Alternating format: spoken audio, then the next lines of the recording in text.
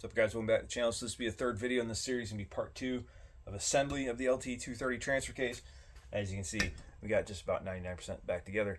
And then I remember I didn't make an intro. So guys, thank you for watching. Don't forget to like, share, and subscribe, and I'll show you how to get this thing put back together. Thanks, guys. Alright, so now that we got the diff and everything set up, we need to go ahead and we're going to reinstall our shift selector fork. This is your high range selector fork. So for that, we gotta pull the diff out one more time. We'll set that in place, and then we'll install this back into the case. All right, so we put a little dab of gear oil where this rides in the high-low selector. Set that in place into the high-range selector hub.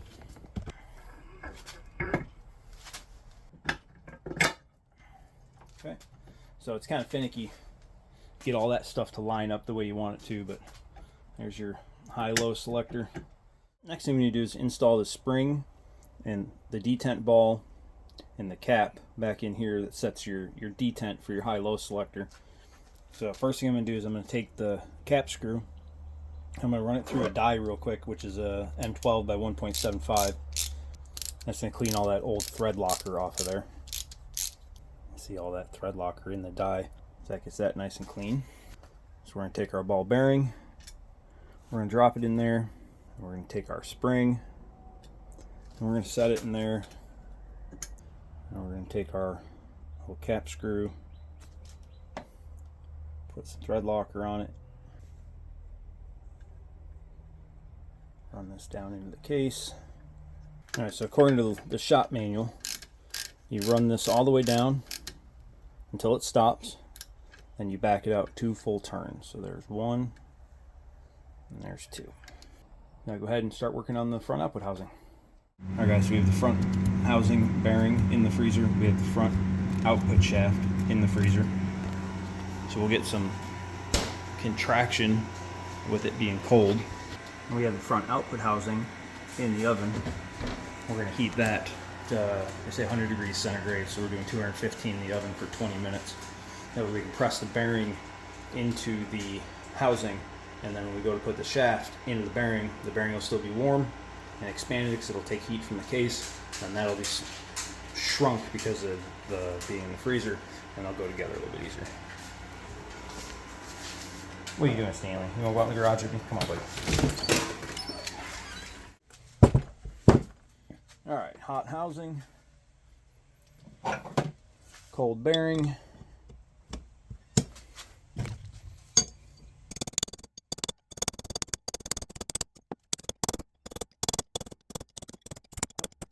Go ahead and get the snap ring in there.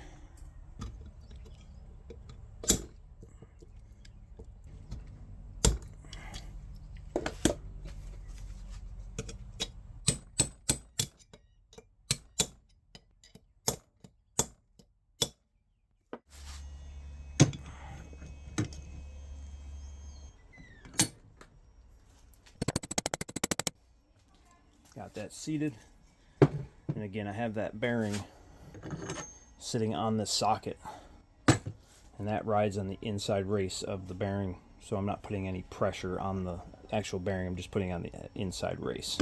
Alright guys, so we got the input shaft in there, so now it's time to install your diff lock selector hub, the selector fork, the shaft, the spring, and your 2 retaining clips, which are over here to the right bottom of the screen. This isn't the easiest thing to get in there, but if you can get this spring kind of in place, okay, but if you can get that in place and kind of centered to start with, that's going to help a lot in this process. All right, so your diff lock selector, so pay attention to this. You have a flat side here, and then you have a chamfered side here. This flat side will ride up against here on the shaft. If you put it around the other way, this will actually run into the housing, okay? So we're going to head and we're going to get that in there. Going to get it lined up to where it engages. All right, that way it'll kind of hold it in place for you. We'll take our selector fork.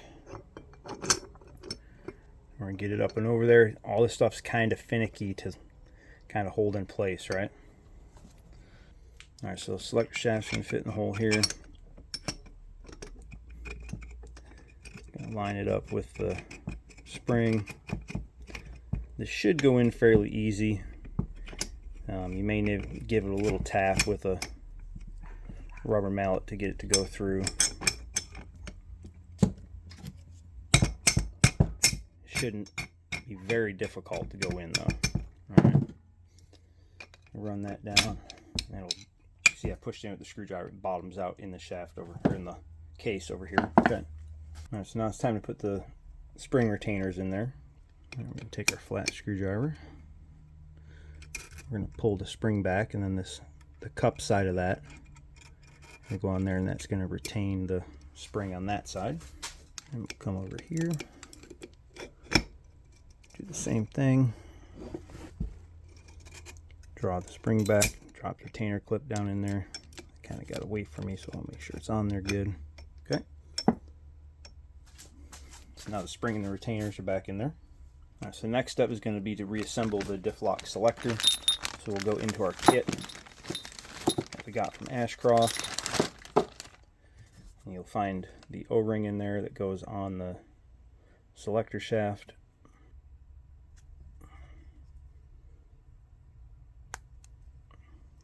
Alright, so we got our new O-ring on there, got our new O-ring on there. Give that a little twist. Okay, so there's your selector.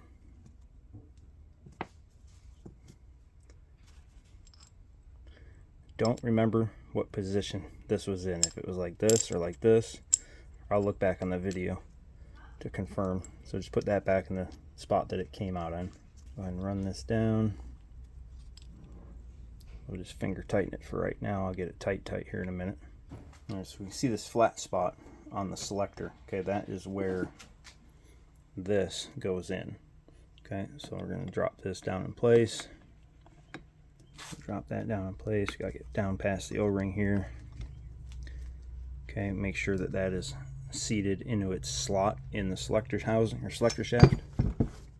So if you remember, for disassembly, 2 of these bolts were missing. I went over to one of my parts transfer cases and I pulled a couple bolts out of that. So let's go ahead and we'll put some thread locker on these.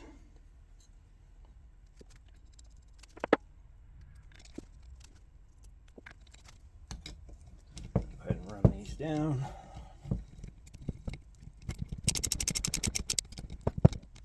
Go ahead and get these torqued to spec, which is 18 foot-pounds. Next steps, we're going to install this detent ball. Go ahead and put a couple drops of oil down in there. Drop our ball bearing down in there. Drop our spring down in there. Put some thread locker on our cap screw.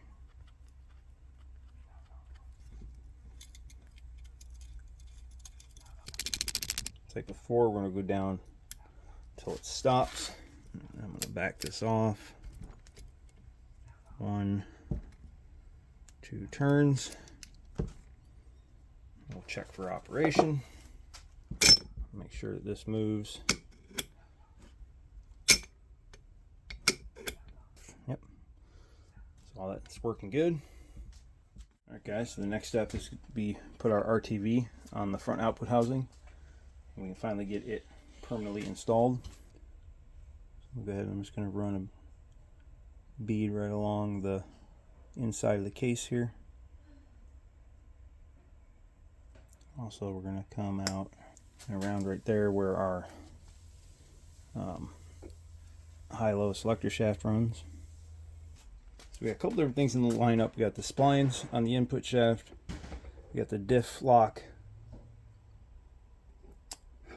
splines that need to line up.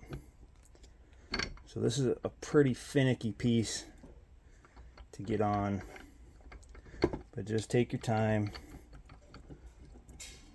work through it.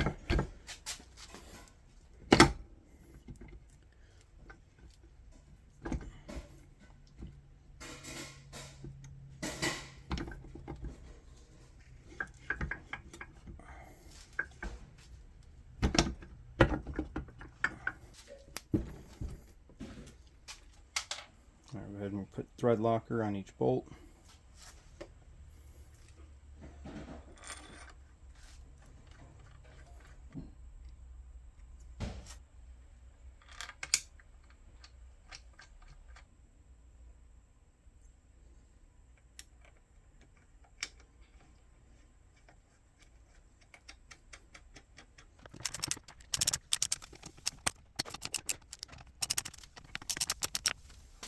ahead and get these torqued up.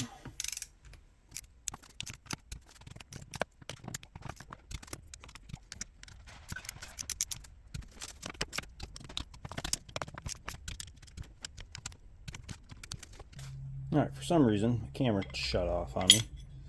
So we replaced the O-ring on the high-low selector shaft, and we are installing the set screw into the high-low selector shaft.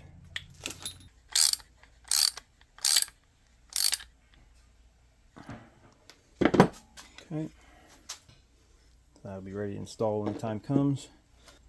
And we need to track down 4 more of these bolts that we're missing out of this, which we'll pull out of my parts transfer case. All right, next thing you do is we're going to install the high-low range selector housing. We're going to go and put a light coating of RTV on here.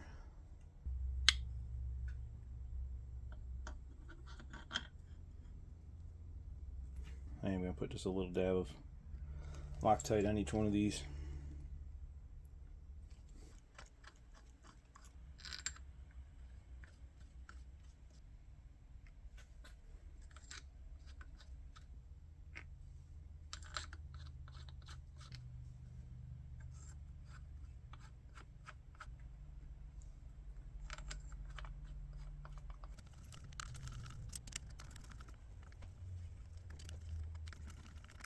Go ahead and torque these down to 18 foot-pounds.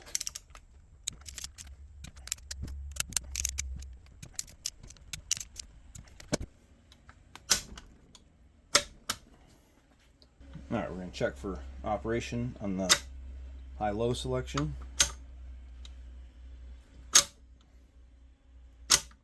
Works like it's supposed to.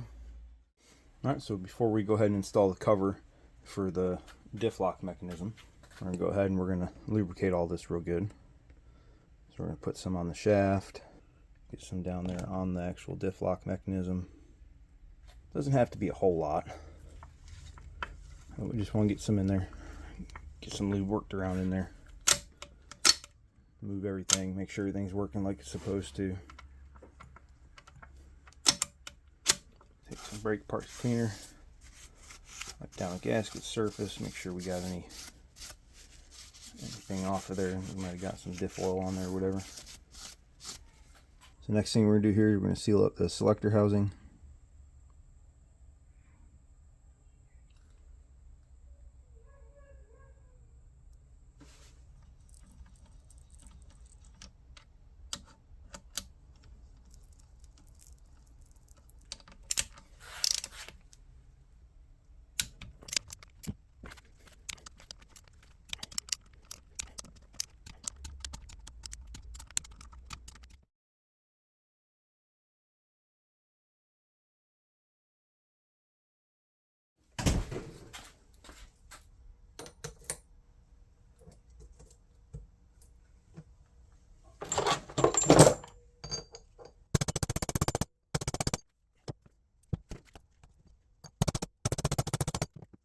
Alright guys, so I threw this in the freezer, like you saw, threw these in the oven at 215 degrees or close enough to 100 degrees centigrade. Heat them up and you saw they went on nice and easy. So they mounted nice and flush. So now we're ready to start working on the input gear. First thing we gotta do is we gotta drive this race out of the case.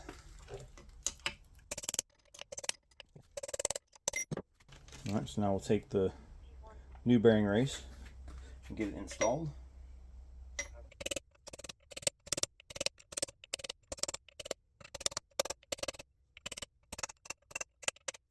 Alright, so the next thing we're going to do is we're going to drive this race out of the bearing support housing. We're going to keep the shim. So this is up just like the center differential, where you have your bearing race and then you have your shim behind it. And your shim moving in and out is what sets your bearing preload. So we'll take a measurement on this and we'll build a shim pack out of the shims supplied by the Ashcroft kit to get close but a little bit thinner than this. And then we'll assemble it and we'll measure our end float and then we'll set up our final bearing preload of 0.05 millimeters. Alright guys, so we're going to take a measurement of this original factory shim here. So 133.4, write that down. 133.4.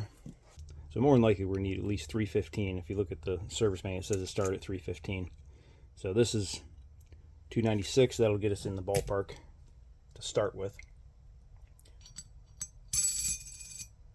I always put the thickest shim down. That way as you're tapping the bearing race out and everything out, you know, you're tapping on the thickest shim, not the thinnest shim. We'll go ahead and get this one installed.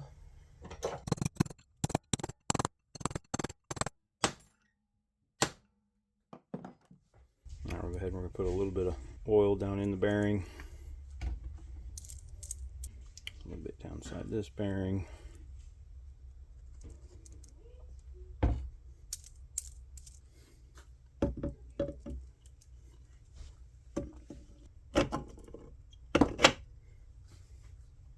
So we got the bearing carrier in place. We'll go ahead and just put 2 screws in that and we'll go ahead and torque it.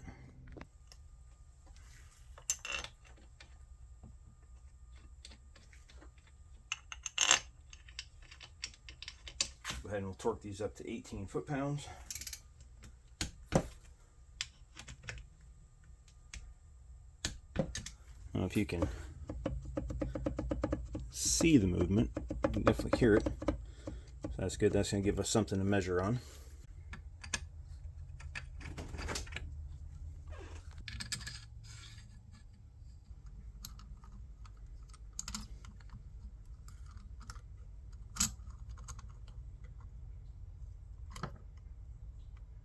I got our dial indicator set up, so we're going to go ahead and get it zeroed out.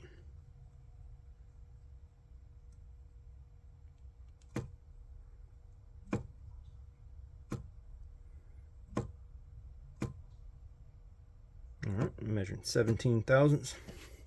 Alright guys, so you saw we had 17 thousandths of end float. Convert that to metric to give us 0.432 millimeters. Take our 0.432 millimeters and add our 0.05 millimeters of bearing preload. That gives us a total shim pack that we need of 0.482 millimeters. Take our 0.482 millimeters, convert that back to inches, and it gives us 189 10,000ths. We'll just round that up to 19 thousandths in shims. So we went into the Ashcroft shim pack and we found this shims right here that are measuring in at 19, basically right on the money, basically 19 thousandths. So those are the shims we'll use. So we'll take the cover back off, knock the bearing and race back out, put this shim pack in, and get it back together.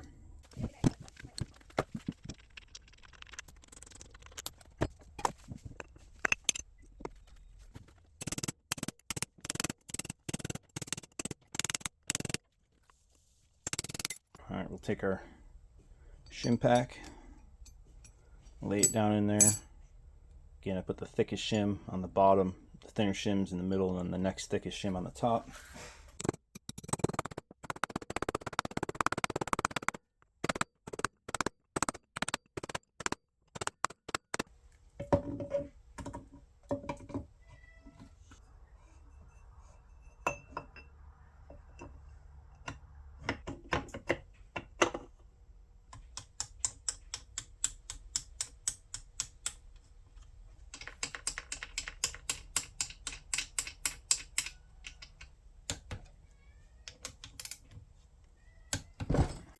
Alright guys, so we got that installed in there. It's spinning nice and free. We'll check for any sort of end float, which we don't have any. Now our input gear is installed. Alright guys, so we are not going to put any source sealant on this right now. The way the 03 and 04 Discoveries are, the floor pan is just a smidgen too tight to get this transfer case out without it hitting the back of the floor pan. So what we do is we actually remove the input shaft cover, the bearing support, the input gear, and then I also remove the tail shaft of the transmission. That allows the transfer case just to come back just a little bit, clear the transmission, come down out of the way. Then when we put it back together, you're not putting any pressure on that output shaft on the transmission, which can cause an issue with the seal. You're able to watch when you're putting the transfer case in place, and you're not putting any pressure on the front input seal either. So this is just going to temporarily get installed in place, and then when we go to install it, this will come off, then we'll RTV it and put it all back together. Remember, for disassembly, we put our little notch right here. That lines up with that right there. So we'll go ahead and we'll just dry fit these on here for right now, and we will come back to this later.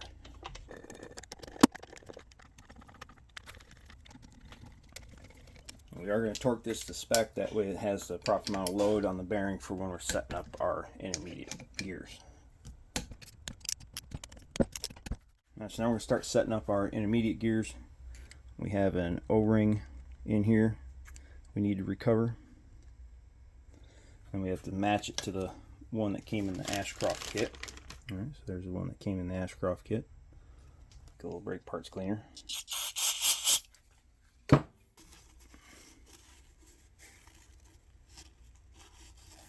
Alright guys, forgot to turn the camera on, sorry.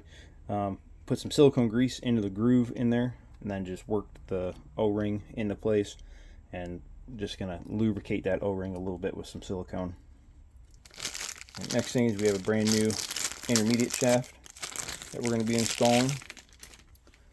So the reason we're going ahead and replace this is this intermediate shaft, you can see the wear on it right here, but especially on this side, and you can actually feel there's a little lip right there, a little groove. So just take the back of this so you can actually see that. So better safe than sorry, we're going to go ahead and replace this with a new one. So went ahead and greased the groove, went into our kit from Ashcroft, got the O-ring for the intermediate shaft, get it greased. Let's go ahead and slide this back in the package until we're ready to use it. Alright guys, so it's time to start working on the intermediate gears. So we got the intermediate gear set right here. We got our new bearings. We got to press the races into the intermediate gear. We have our collapsible spacer, which is what sets the preload on these. Got the new nut, which will end up getting staked. We're done. Our new intermediate shaft. And then this is an old intermediate shaft that I have cut down that we're going to use, that once we put it all together, we'll actually set this inside there, and it holds the spacer and the bearings and everything in place as we're setting the gears down into the transfer case. Alright, so I'm going to use this 1.5" socket. It's a pretty close fit to what we need it to be.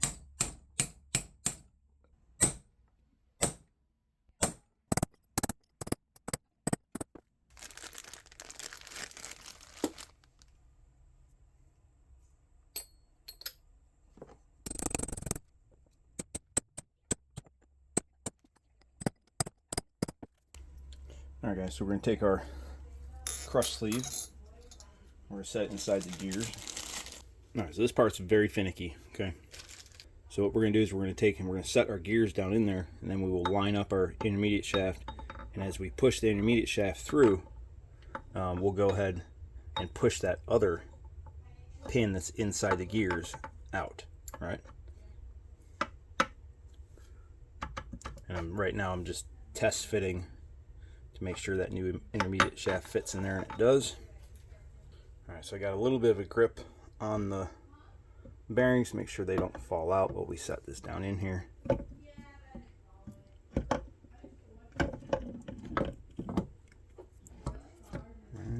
meshes in with the gears. Now we can take our intermediate shaft, start pushing it through.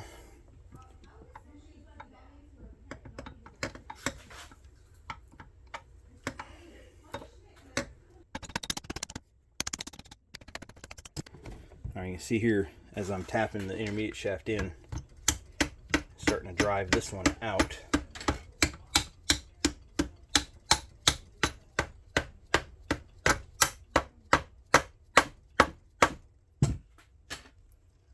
Lift up on it a little bit.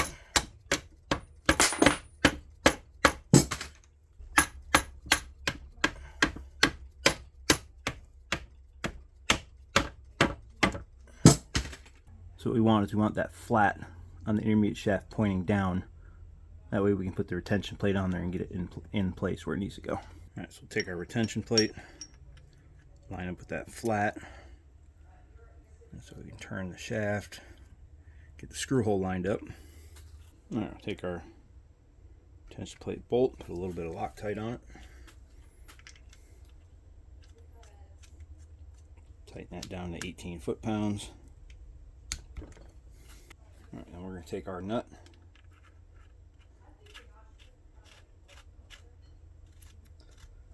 Get it started on the shaft.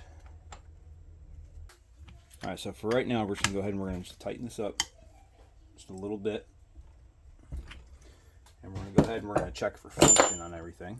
Okay. All right, so now we're going to check. You can see how much play that has, right? So there's a ton of play in there.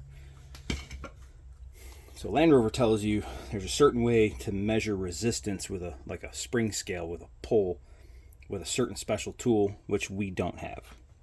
So what we're going to do is we're going to tighten this up just a little bit at a time until we take all of the slack out of that. And then we'll check it and go from there. So that's the first thing we're going to do is we're just going to start very, very incrementally. We're going to start tightening this nut up until we take all the slack out of that gear.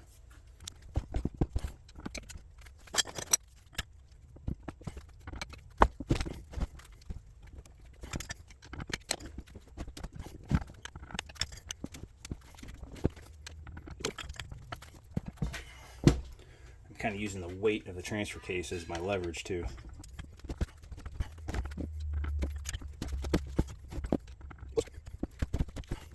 So we still got just a tiny little bit, so we don't have to go very much more.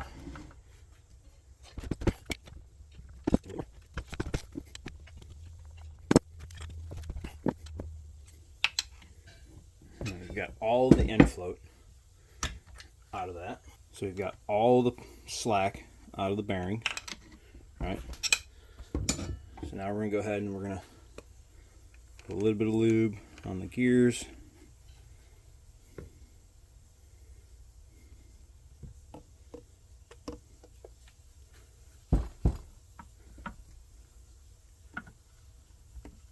Spin everything over a handful of times. The Land Rover says once you take all the slack out of your intermediate gear, you're supposed to add just a couple foot-pounds, a couple Newton meters to that nut. So since we got it where everything feels really good and smooth, we're going to put just a teeny little bit more on that nut and we're going to call it good.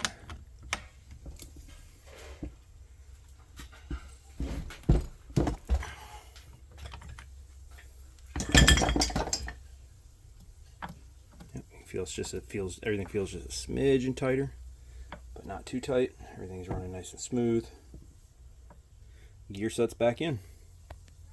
So we just temporarily threw the dry flange in there to see how everything feels.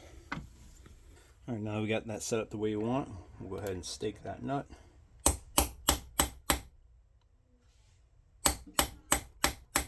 All right, guys, well, it's time to put the sump cover back on. I've already gone through, wiped all this down with brake parts cleaner, wiped the sump cover down with brake parts cleaner. So go ahead and we're going to run a bead of silicone around this. So a couple of these bolts actually go down into the sump. So I'm going to get on both sides of those. Take our sump cover, set it in place.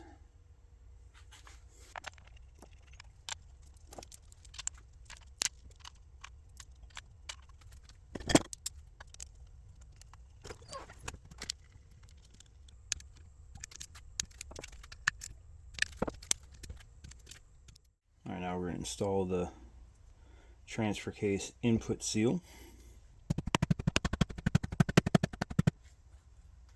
We'll just set that so it's just below flush. All right, guys, so we're down to the last couple steps of this transfer case build. What we need to do is we need to remove these dust shields and these snap rings so we can get the bolts out of the drive flanges. These bolts are in really good condition, so we'll go ahead and reuse them. The kit was missing the small snap ring right here, or I've misplaced it, but I've looked everywhere and I can't find it, so I'm thinking maybe the kit's just missing it. I don't know. But this one, we'll just get this one off and clean it up and reuse it. And then we'll get the drive flanges degreased and get them painted. We don't want to paint the mounting surface, but we'll get these cleaned up and painted, get the grease off of them, and get the new seals installed in the outputs, and then we'll have transfer case back together. So we have the drive flanges good and clean. We'll go ahead and tape off the mounting surface here Okay, so on these dry flanges I have the sealing surface taped off, so we're not going to paint that, we'll paint the rest of it. And then you see I got the mounting surface taped off and the splines taped off. So we'll get these painted and start disassembling the other dry flanges.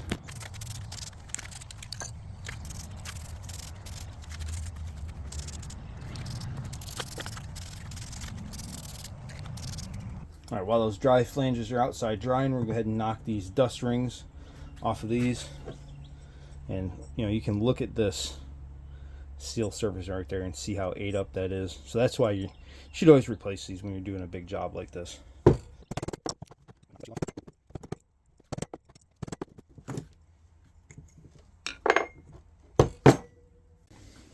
Alright, so there's both the dry flanges assembled. I'm sorry I didn't show you installing the snap ring. My snap ring pliers are pieces of junk. These wouldn't go big enough, so I just kind of had to force them on there. So get a good pair of snap ring pliers, that's all I can say.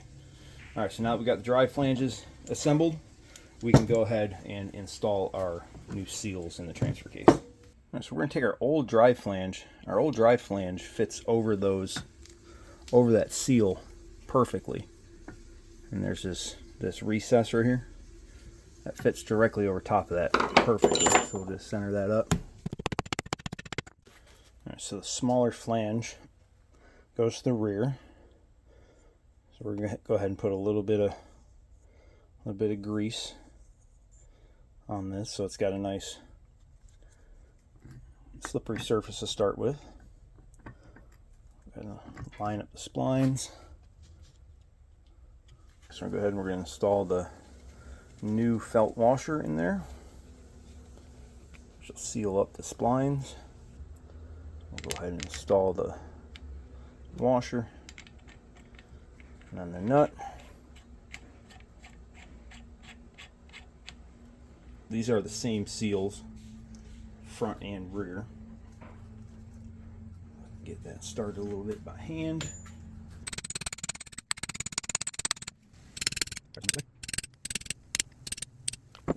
Get a little bit of grease on here just to help it lubricate the seal a little bit.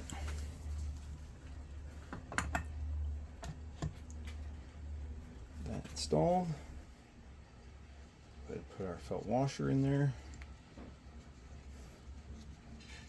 Install our washer. Put on our new lock nut. Get this torqued up to 109 foot-pounds.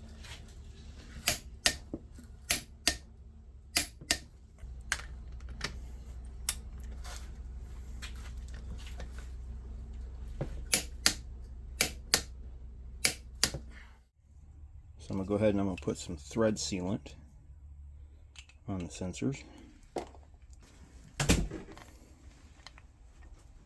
Don't forget your little aluminum washers. There you go, guys. We have a finished LT230 all put back together. Thank you for watching. Don't forget to like, share, and subscribe. And stay tuned as we install this into Scott's 2003 Disco. Should be a fun little project. Thanks for watching, guys.